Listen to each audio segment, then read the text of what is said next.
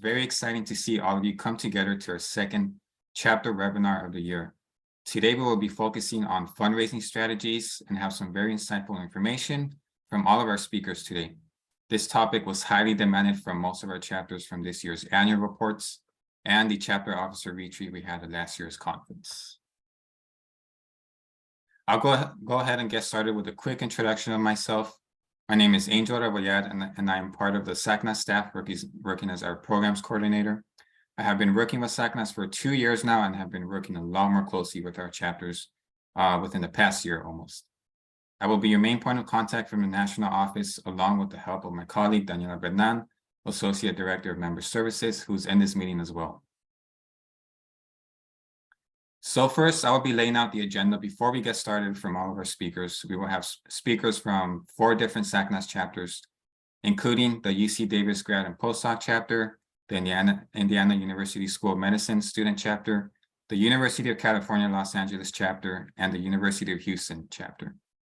Each of our panelists will be speaking for around 5 to 7 minutes each, and it's totally okay if you take a little bit less than that, or even more than that. Then we will open up the floor for questions at the 40-minute mark. We will take a group photo as well, and just a general discussion for the rest of the hour. So if you could please save your questions until the Q&A section, we will really appreciate it. So I'll go ahead and stop sharing my screen and pass it on to Jasmine Esparza from the UC Davis grad and postdoc chapter. All right, everyone can hear me? Great. Yes. Awesome. Okay, so I'm Jasmine. I'm the president of the UC Davis Graduate Student Postdoctoral Chapter. And these are a few of the fundraising tips that have helped us. We've only been around for 2 years. First, I wanted to start off with like free fundraisers that really all you need to do is put in the work through advertisement. So we do a lot of dine-in fundraisers with Chipotle, Panda Express, Panera. And they just give you a certain percentage of the funds. Essentially, people need to show a flyer, and then you get a portion of those proceeds. That has been one of the easiest fundraisers that we can do with Chipotle, especially if you get there a bit early on like the day of. For that event, we made like $200, or again, just like telling people to go eat and tell them to mention the chapter. So I think it's great. Another thing that I found to be very helpful is to put a Venmo on the chapter website. Usually we put it next to our outreach events that we do, and then let people know that anything that they send in through that Venmo is going to go straight to all outreach supplies. So it's kind of showing them where their money is going to be used for. And then so next, I kind of want to talk about university grants and policies. So the way that UC Davis has a lot of university grants that you can apply to, which is really great for student organizations. And with that, we have a master document that is showing all of the requirements that you need to meet for those grants, as well as any exceptions and things that they cannot fund. And what we see the most success for applying for university grants is to collaborate with other organizations on campus. With that, we typically do get like the most success with those types of applications.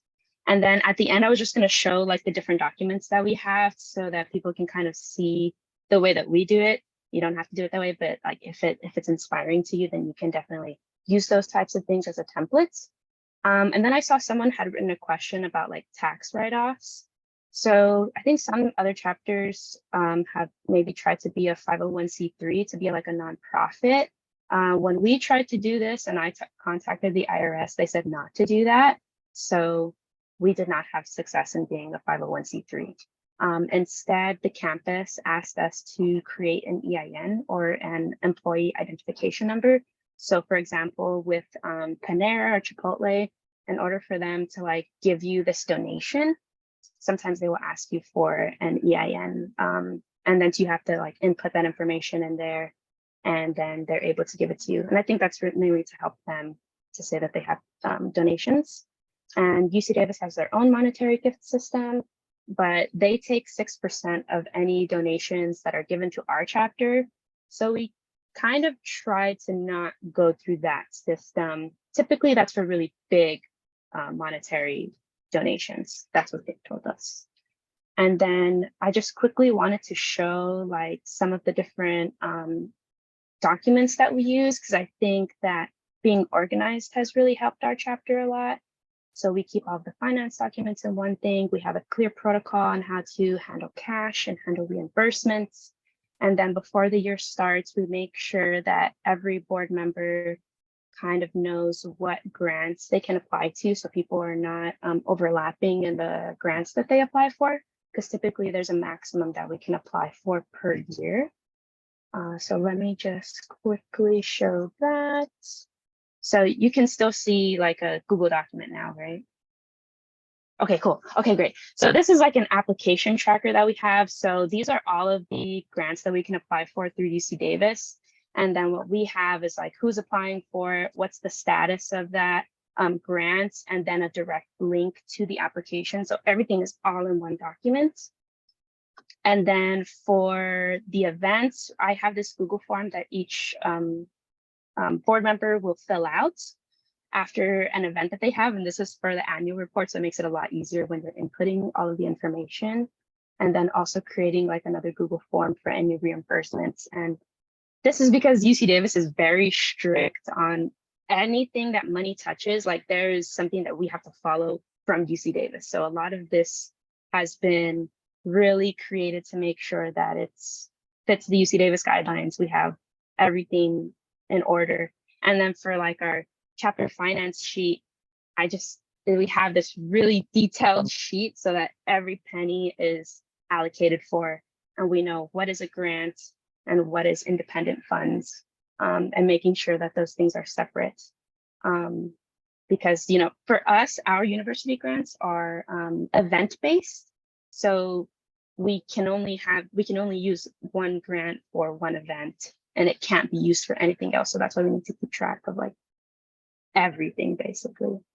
But yeah, I think it's been 5 minutes now, so I think I will stop, but hopefully that is helpful. Awesome. Thank you so much, Jasmine. That was amazing. Really organized. Yeah, this is really great. I guess we could get started off with Marisol from the UCLA chapter, and then we could go back to Carmen. Hello, everybody. My name is Marisol Arellano, and I served as the co-president for the SACNAS at UCLA chapter for the last 2 academic years. So I'm very happy to be here with you all today to share some of what has worked for our chapter. And we're a undergraduate and graduate student chapter, so we encompass quite a broad audience with our programming. Yes, I wanted to say thank you to Jasmine, because I think she really highlighted on some of what really works for us. So I'll share my screen now for a short presentation. Okay, let's see. Can you all see a slideshow right now? Okay, awesome. Okay, so kind of just starting off, what we do for our programming, our funds come from various sources, but each year we do apply for funds from the Division of Undergraduate Education, and these funds are to be used at our discretion, but we do have to provide an annual report at the end of the year, and essentially this is part of the relationships that we built on campus that kind of roll forward each year. And of course, we give a report that details everything that we use those funds for. So in the same way that, every penny is accounted for, that's the same thing that we do here. It's just not on a event to event basis. So one of the things that you can look for on your home campus is looking for anything that is kind of earmarked for diversity funds. And this can vary from the college itself to individual departments. So departments can be focused on, student engagement funds that they can allocate based off of like a funding application. And that can be either for the academic year, kind of how we do this for the Division of Undergraduate Education, or event specific funds. Offices of Student Outreach or campus organizations. At our institution, it's the SOL office, and that's for all organization and student leadership. And so let's see. Just an example of what we do for our report for the DUE funds. So this is a majority of our funds that are earmarked for events that are like geared towards undergraduate students. So it doesn't mean that only undergraduate students attend these events, but it can mean anything from professional development to community building to like civic engagement, things like that. We just have these reports, and they start with like a letter and a budget. And that kind of leads into additional funding where for our chapter, that's a majority of our funding. But we also have a funding advisor through the Student Outreach and Leadership office, where we can find funding applications for specific events. So an example would be if we are wanting to do any sort of outreach event where we're trying to do a module for lava lamps, if we're trying to teach a principle of buoyancy and density of different liquids for like K through 12 or K through 6 aged children. So in order to buy those materials, we would need to like basically explain what the purpose of that is, a line breakdown of the budget of all the items that we need, as well as, how is this going to, kind of like the benefit and the like the costs of funding this particular activity. And so, as I mentioned, this on the UCLA campus, it's the SOL Student Organization Leadership and Engagement Office. But if there's something similar on your campus, they, here at UCLA at the beginning of the academic year, they have all organizations do some sort of webinar on or kind of workshop on all of the funding opportunities. I highly recommend going to these and keeping in close contact with, as a registered member or organization on campus. They have a ton of support. So being like developing these relationships and having, your kind of like your funding advisor or kind of your liaison at these offices, get to know your organization, like the SACNAS chapter at your home institution. They can be a really beneficial and like super great resource on all things related to funds. Another aspect of fundraising that we do is, again, organizing fundraisers, like Jasmine mentioned, where you can either potentially obtain goods at reduced prices, typically by buying them in bulk. So in the past, we've done like Bandulce is a good example where we can do something like a bake sale on Broom Walk, a very highly walked path on campus. And obviously there are kind of restrictions on the kinds of goods that you can sell from institution to institution, and especially when it comes to food. So please make sure to check all of that before initiating in any sort of like food related kind of fundraiser. But there are typically pretty like clear guidelines for that can be available like through your institution, like where you register as an organization on campus. And an example of that here locally, Porto's is really, really popular in the greater Los Angeles area. But anything from kind of like Chipotle, Shakey's, Panera Bread, they can offer 10 to 20% of sales during fundraising time. I know that amongst college, and graduate student populations, like boba is a really super popular and effective fundraiser because it's quick and easy, and I think it's we have found success with that particular fundraiser. Another way to do that is if you have some sort of event or a general meeting, you can schedule it so that you can go after as a group. So it's kind of a social kind of community building type of event where you're getting boba afterwards. Or you can do a kind of a day-long thing where people use a code. Both have worked well so that people can go on their own time. And finally, one of the other ways that you can potentially look into other partnerships with other organizations, either with biotech if you're in the Bay Area or in the San Diego area, or, I don't think those are exclusively the areas you can be in, because we've had some success with this kind of partnership in the past, is working with like big companies that may be willing to sponsor events. And it's just about reaching out to them and seeing if they're, if they have the funds and if they're willing, the goals of the event align with the kind of needs that are being addressed. It's kind of like a symbiotic relationship. So if you're doing some sort of like career panel, for example, might be a potential avenue. You can also invite graduate and professional schools to publicize. And this works really well for those kind of career development and like career like stage transition for undergraduates to graduate schools. And then finally, try to go quickly here, but the components of an application for funding, this is just very broadly things that you should consider when putting together a funding application, like a statement of purpose, a short summary of the organization chapter, the purpose of the event, the target population, and that may be really important for the specific type of funding source that you're applying to, as well as a very, it could be a general event agenda. They just want to see what the plan is, and so that they have an idea that this is something that is more fleshed out, that they're going to be giving funds for, as well as the budget and then supporting documentation. And then just kind of explaining that line by line, this is the kind of budget breakdown that you might want to include, because it shows that you've really thought about how this event is going to be planned and executed.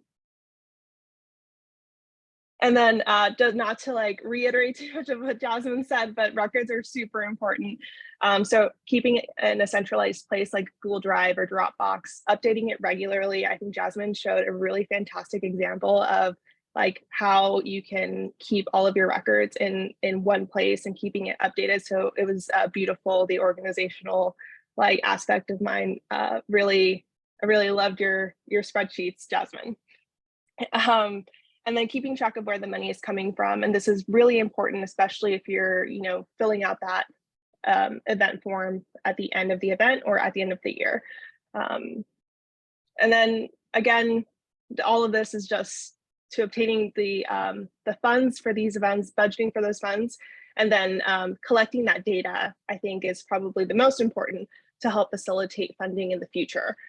So anything from post-event, like questionnaires that you can distribute to the people who attend, because then you have actual tangible data that you can include in these reports that can make your future applications, I guess, more convincing, and so people are more willing to fund these events, and they see the importance of these events in a real, like, tangible way.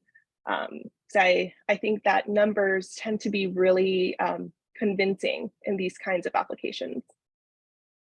So thank you for your time, and I'd be happy to answer any questions at the end. Awesome. Thank you so much, Marisol. I'll now pass it on to Carmen from the Indiana University School of Medicine chapter. Hi guys, so I'll try to not repeat so much what other people have said, because they have all brought very important topics about fundraising, but here we go. So in regards to chapter fundraising webinar, so my name is Carmen and I'm part of Indiana University, the School of Medicine in Indianapolis, Indiana. Here's just a picture of some of our members. Some of us will be attending the national conference this year, so if you guys see us, come say hi to us. I'd love to meet you guys and further connect and potentially collaborate in the future. But this is a document that I found from my university's website, and it's just ways to get funding through fundraising events, or so they have like sell candy, talent shows, car washes, etc. But something to really consider when you do these things is you have to get permission from university, either the way that you receive the money, or even if you have a booth at a certain location within the university. So you just really want to watch out your university guidelines when it comes to fundraising and collecting money from people on campus and even off campus. So that's an option that these other chapters have also mentioned. And also I really wanted to bring out the DEI coalition.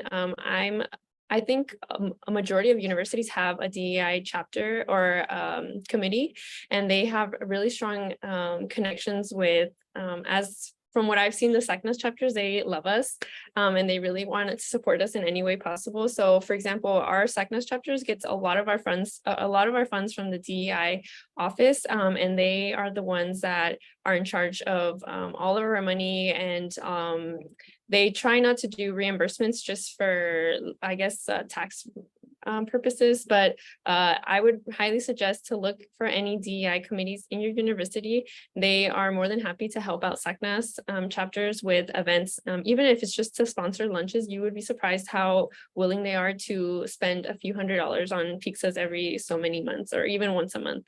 So I would definitely check that out. There's also, so our medical school is right next to an undergraduate university called IUPUI. So and there's no IUPUI SACNAS chapter for the undergraduate students. So we are the only SACNAS chapter in the Indianapolis area. So we sometimes collaborate with the IUPUI undergraduate university. And when we collaborate, there's opportunities for the university, the undergraduate university, to sponsor events. So I would look into wherever you guys are located to see any neighboring universities and see what organizations are in those universities. So if you don't have funds, you can ask them to sponsor, for example, lunch, and then as a reward, you kind of collaborate and you speak about SACNAS chapter and how to get more involved, and it's a collaboration efforts. And then you also continue to network with other organizations nearby. So I would definitely look around to see how you can collaborate with other universities that could potentially sponsor events. And then I just brought this up. This is directly from the SACNAS chapter, the SACNAS website, and it's just to show all the other amazing chapters around you if you are not aware of them. I want to really highlight that besides the academic SACNAS chapters, there's also professional SACNAS chapters. So I'm based in Indianapolis, and in Indianapolis, we have this pharmaceutical company that just opened a SACNAS professional chapter, and I've actually reached out to them, and they've obviously they have a lot of money, so they have given the idea that they could sponsor lunches, field trips, and things like that. So you guys can definitely look into professional chapters around your area to see if they can sponsor any events for you, or look for other academic student SACNAS chapters and see if you guys can collaborate and split costs for any events in the future. So, and that has seemed in Indianapolis, there's also we're located in Indianapolis, but there's a SACNAS chapter in Purdue, and which is an hour away from here. And then there's IU Bloomington, which is another hour away. But we have been able to collaborate with even a chapter in Ohio. So I would really just wanted to mention this. It's a fantastic resource. And again, here's if you click on the website, they show you all the blue dots is where all the SACNAS chapters are nationwide.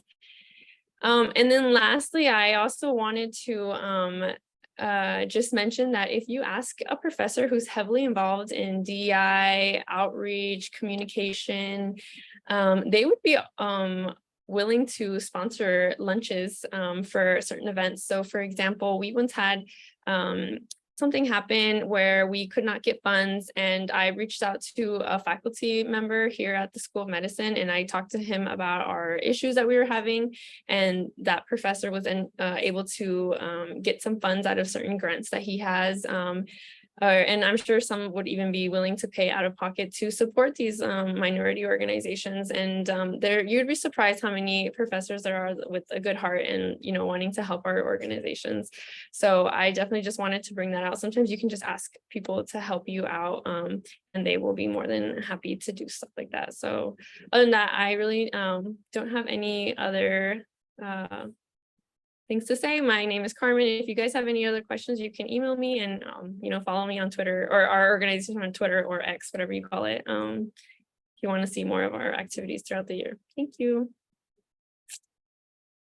Awesome. Thank you so much, Carmen. That was great. So now we'll pass it on to Jacob, Brian, and Sarah from the University of Houston chapter.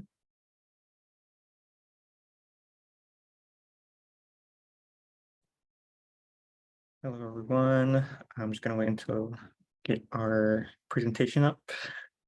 Yeah, no worries. Thank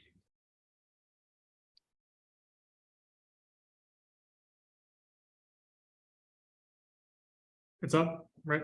Yeah. Okay. Let me just go and start the slideshow. And Brian, take it away. So we're here representing University of Houston, myself, Brian, Jacob, and Sarah, and here are some of our fundraising tips from the University of Houston. But first, let's introduce ourselves. We have Jacob Steele. He goes by he, him pronouns. He's our Chief Financial Officer. Marcella Strain, who couldn't join us today. She goes by she, her pronouns, and she is our chapter's Vice President and Fundraising Chair. Then there is Sarah Rashid. She goes by she, her pronouns, and she's one of our financial officers. And then there's myself, Brian Gutierrez. I go by they, them pronouns, and I am also a financial officer. So today we're going to be going through, we're going to be talking about some of our events that were successful and required funding as well.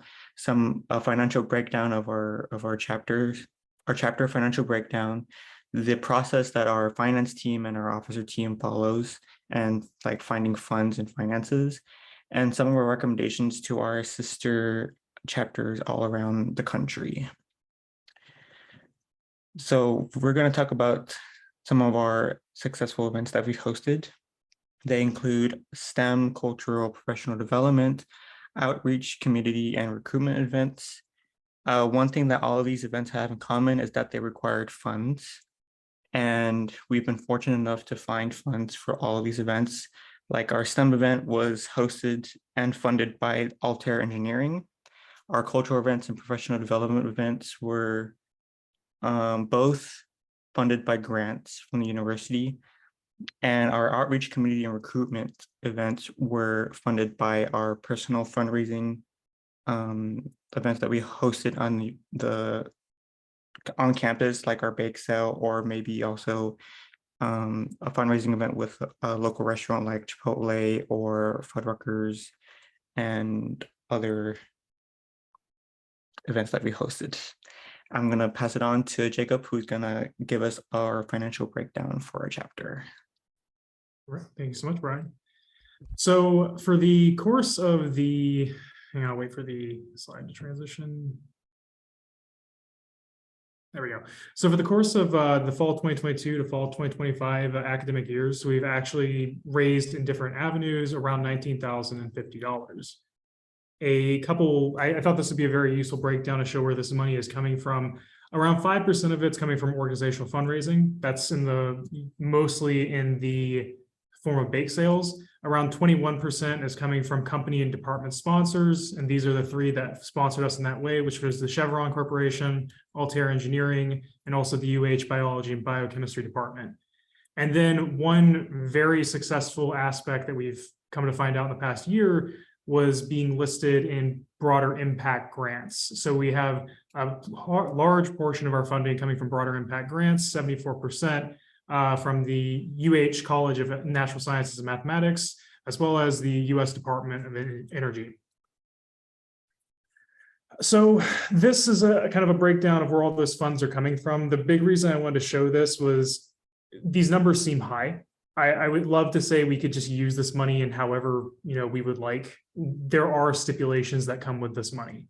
So the Department of Energy grant, for example, that's $6,000 listed there. That has to be used on 2 specific events that are inviting speakers from other universities to come and give talks about scientific communication to underrepresented minority groups and better our scientific communication in that regard. And they're partnering with SACNAS in that way.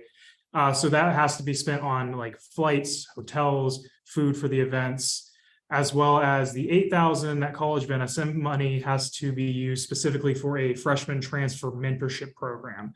Now, luckily, we can have a little more wiggle room with how we use those funds. As we can say if it benefits the program, we can typically get funds from that. But the main takeaway I wanted to kind of like bring from this is a large amount of our success has come from partnering with corporations. So like Altair, for example, Chevron, because those will typically be open to how we want to use them as long as they are specifically for like professional development events. And then also a huge amount of success has come from having a faculty member who is very open to adding SACNAS as an aspect of broader impact on their grants. And then at this point, I'm going to go ahead and turn it over to Sarah. Hello. Okay. So I just want to go in and explain a little bit about our process, just in case this, helps any of our sister chapters when it comes to like planning certain events.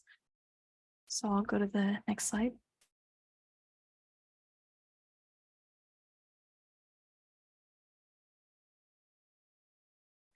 Okay, so really fast, I just want to go over some things. Okay. So I feel like when it comes to planning fundraising and doing different events for our chapter, a really big thing to understand is what your chapter is capable of doing. So what are your strengths? What are your weaknesses, right? For example, in our case, we have a really strong core team of officers with varying levels of experience from different backgrounds that let us have the manpower and the willpower to take on event ideas that might be trickier to plan. We've also found faculty that supported us along the way, and that gave us a lot more freedom. For example, like Jake mentioned, like the grants that we've received in the past, those have really helped us to be able to fund specific things, but those didn't come without a specific vision, right? We had the idea, we needed the funding for it. We reached out to faculty, we discussed it with them, and that's how we were able to secure funds for things like our freshman transfer mentorship program.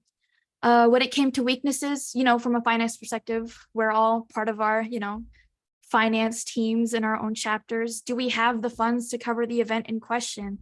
And that can raise a point of, if you don't have the funds to cover it, maybe that event's not in the cards, or how are you going to secure the funding?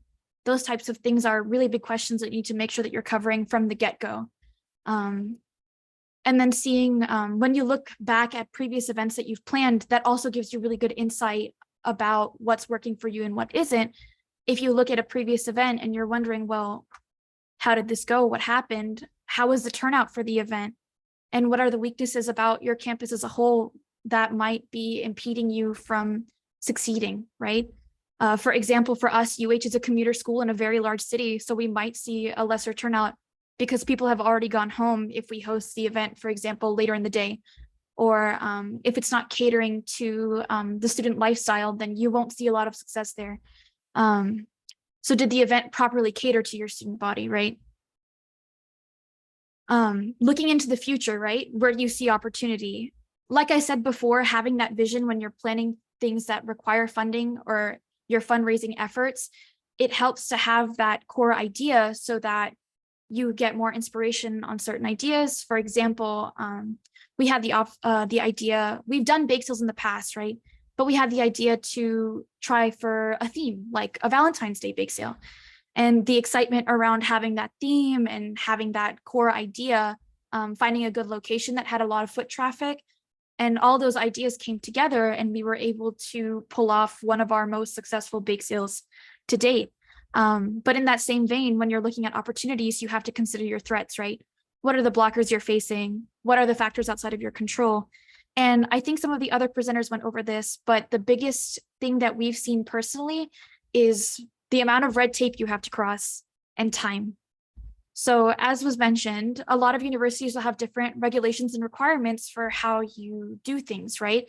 When it comes to the type of documents you need to present, rules around food handling, all sorts of different things go into the paperwork that they require from you for you to be able to host the event in the first place.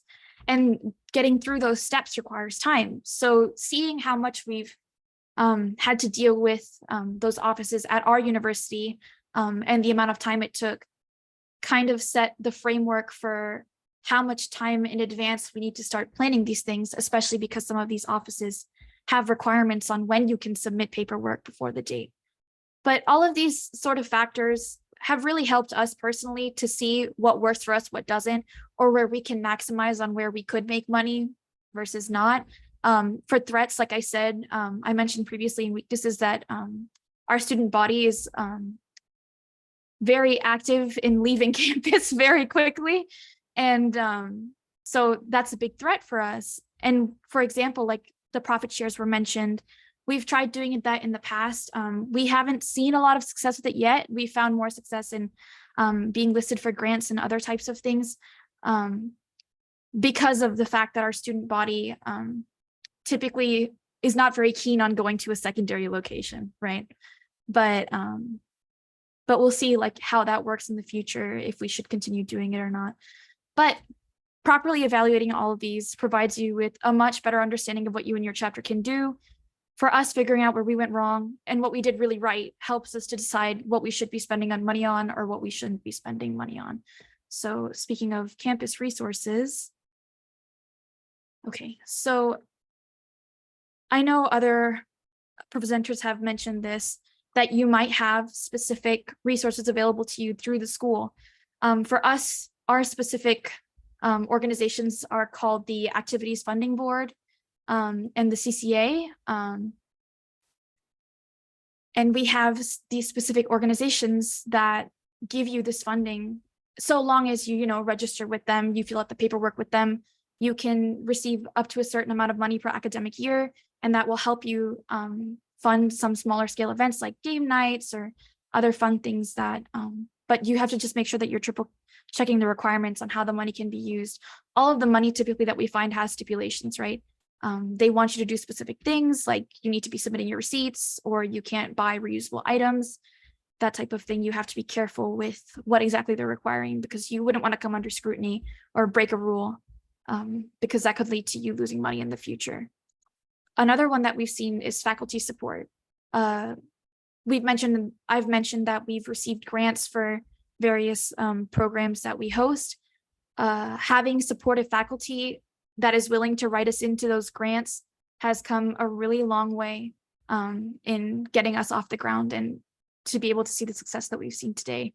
And then another thing is departmental support. So not even just specific faculty, but the departments as a whole within your university or college. For example, UH's Department of Bio and Biochemistry actually awarded us $1,000 to host a Hispanic Heritage Month event last year, and it went towards covering our food catering costs for that event. And it looks good in general for the school to be funding things like DEI initiatives and that type of thing. So there's money there to be found, and it's definitely worth looking into. So I'll go to the next slide. Okay, so really fast, I just want to talk about this. So there's this, one second, let me double check. Here we go. Okay, so we can bring in this thing called the sponsorship packet, right? The goal of this packet is to get this out to companies. And if they're interested, they can sign up for one of these tiers. By giving us this amount of money, we offer them these benefits. For example, if we were to take this to, say, Amazon, for example, we've noticed that Amazon is very active with a lot of the organizations at our university. If we were to promote this to them, show them what we've done in the past, if they were to give us like a donation of $500, we would promote them on our website or post a blurb about them in our social media or in our newsletter. And this can be a really lucrative way to make money. We've seen other organizations at our campus be successful with this. We're in the beginning stages of this one. We wanted to share it just in case. We're hoping it'll bring us more opportunities in the future. If anyone is interested in seeing said sponsorship packet, let us know. We'd be happy to share. Your school may have examples from other organizations that have done similar things. In our case, our business office actually shared other organizations' packets for viewing to help us understand how to format ours. And yeah, that is pretty much it. So yeah, thank you guys so much. If you guys have any questions, let us know. But yeah, that's it. Awesome, amazing. Thank you so much. So now we'll open up the floor for questions that you may have for our speakers. Feel free to open your camera and speak up if you want, or put them in the chat. I could get started off with one from the registration form, which is, what are the best fundraising projects / ideas an organization or chapter can have that does not require much money, but it can produce a good influx of money for future events?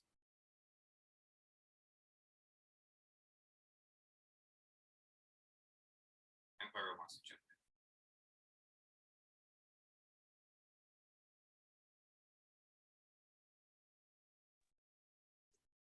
So if no one else is going to go, I'll go ahead and go. I think one recommendation would be, especially if you're start small, right? Bake sales, I think, are very they're typically fairly cheap. They don't have a lot of input in terms of like money, but usually the expenses are low and like the income is high, especially if you go at the right time and then like the right day and have a lot of good luck. So that would be my suggestion on that question. Sorry, I don't want to butt in.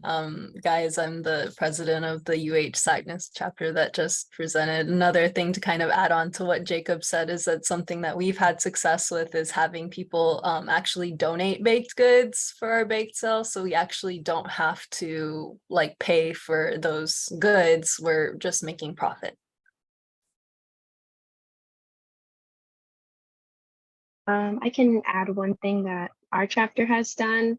So there's people in our group who are very artsy. And so, for example, people have been able to like make these vinyl wrapped mugs. So we made them like UC Davis themed, and they have like cow prints on them. And you can buy like items for really cheap at Dollar Tree, but then make everything very permanent on there. And then, so we buy them for like $1.25, and then we sell them for like $8. So for that has been pretty successful. Just doing little things like that.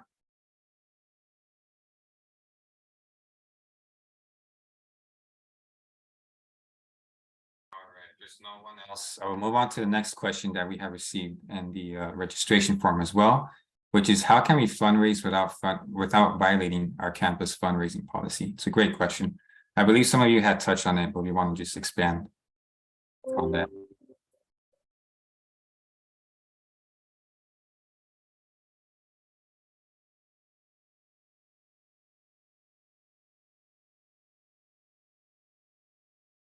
I think Marisol might be trying to answer, but I think she's having mic issues. Sorry. Yeah, Okay, awesome. I can hear you now. Yeah. My microphone switches from my pods to my laptop, so thank you for bearing with me.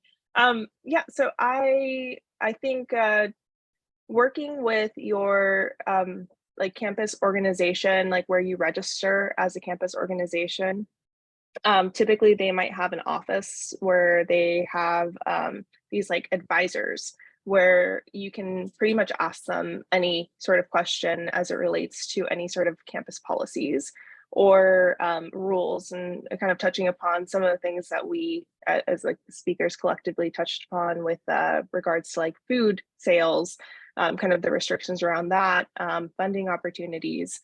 I think the best resource that you're going to have is having those people that's their full-time job to help student organizations be successful on campus, and developing those relationships. So we certainly have a very great relationship with our advisor. His name's Orlando. He's great. And our programming would not be possible without their support. So I would say that's probably where, if I were at any other institution, that's where I would look first for that sort of institutional support.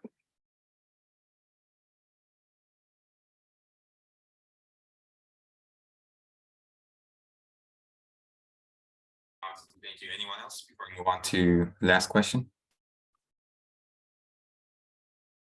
Okay, so we have one more question that we just received as well on the form, which was, and you kind of touched on this as well. How did you or would you go about asking leaders in the community to engage in their outreaching events, thus saving money and resources by tabling and providing community service? And I could go ahead and put that in the chat as well.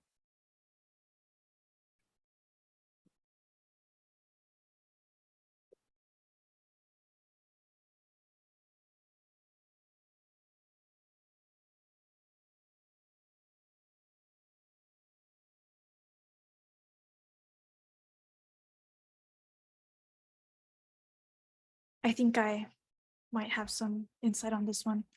I think a really good way is building that relationship with them first, right? For example, we have some local organizations here in Houston that we were actually able to volunteer for their events. And when we mentioned like, hey, we're with SACNAS, we're part of this other group, it actually created that connection, and we were able to collaborate more and discuss with each other like the ideas that we had, and we were able to provide impact on the community through them as well, not just from our own work. So getting out there, doing that community service, mentioning SACNAS, just you don't have to like force it. Obviously, you can, bring it into conversation of, hey, I also do this other work.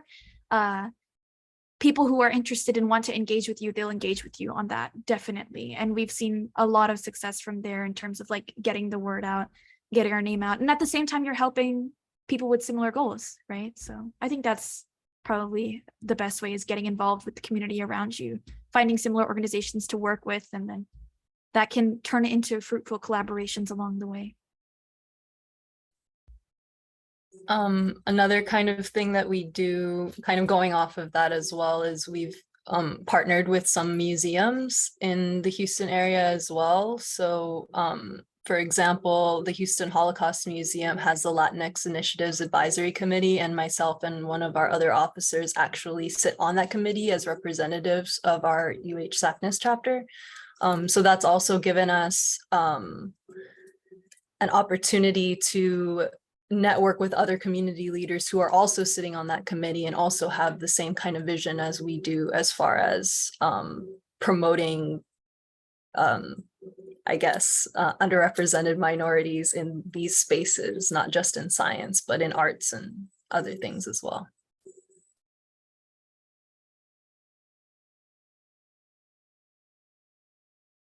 Yeah, kind of piggybacking off of a lot of what the great kind of advice that's been given already is in a very similar vein. I think some of the institutional kind of outreach is a really great way for you to get started and starting to like gain that visibility. So an example is here at UCLA, we have an Explore Your Universe event, which is, it's a massive event, probably over 50 to 70 organizations participate. These are all pretty much student organizations, but there are some departments that send like their graduate students to do some sort of module. And this last year, we did a lava lamp module where we taught kind of the principle of density of different liquids, oil and water, and buoyancy to grade school aged children. And from there was a teacher who really liked the module, thought it would be really appropriate for their like kind of grade school level. And they were able to get a small grant where we basically just showed up to like do the module there. But all of the like expenses for like the, the water bottles with the water, the oil, all the supplies were covered with that grant. So that's an example of some of the things. But I think in addition to that, I think it's also having those people in your community, like at your institution, who are willing to like promote your chapter. And this kind of goes through like the partnership, kind of what we've been talking about with the UH chapter, having like that faculty member, someone who's willing to, say the SACNAS chapter here does really great work, and that kind of opens you up and the chapter up to more opportunities to, really further the reach that the chapter has.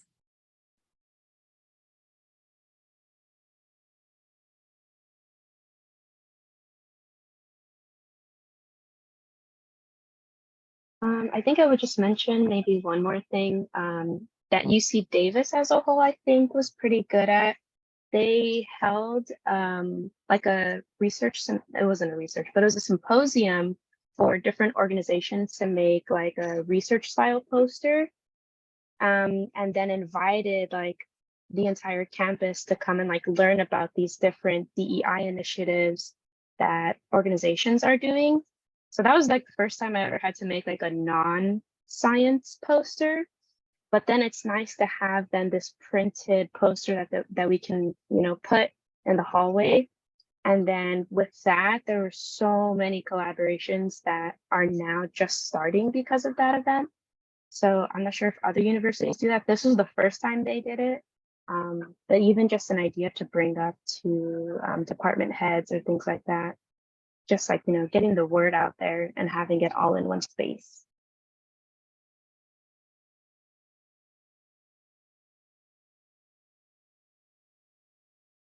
Thank you so much. I'll leave it up for the chat. if there's any more questions, I'll give it like 2 to 3 seconds. All right, well, thank you so much to all of our speakers. If you want to give a big round of applause to everyone, you can use a clapping emoji if you want. As a reminder, this webinar has been recorded and will be posted on YouTube by next week. So please keep an eye out on our YouTube site. Any future events that you and your chapter would like to share with the SACNAS community, please fill out the form in the chat. It is a great opportunity to promote your events with SACNAS members, and as we're heading on to the new school year, this will be really great for all of your promoting. Please join us in our upcoming chapter chat as well. We will use this day to speak with SACNAS HQ, which is us, and connect with fellow chapter members in a fun activity. So please sign up in the link provided in the chat as well. Please follow us on our new Instagram account, which we created last month. We will be posting events, news, and doing just shout outs to all of your chapters throughout the year. And that concludes our webinar. If you have any more questions that you have for the national office, please contact me and the SACNAS team at chapters@sacnas.org, as well as speakers as well who presented their slides with their information. So yeah, thank you all so much and have a great rest of your day.